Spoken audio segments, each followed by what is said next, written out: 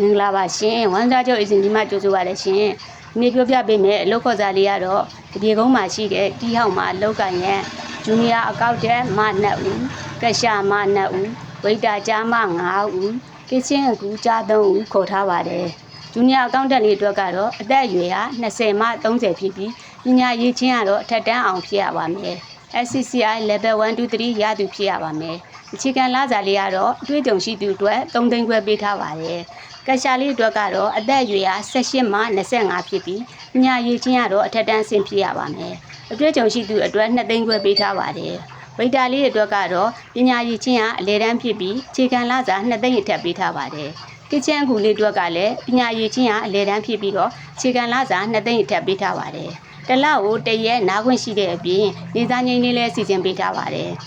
တော့ပြန်လုပ်ချင်ရင်လည်းလစာညှိနှိုင်းပေးမှာဖြစ်ပါတယ်ဒီလုပ်ကလေးကိုစိတ်ဝင်စားလို့ရှောက်ထားမယ်ဆိုရင်တော့အမတို့ရဲ့ One Star Job Agency မှာလူကိုယ်တိုင်ဖြစ်စေ online ရဖြစ်စေလာရောက်ရှောက်ထားနိုင်ပါတယ်ရှင်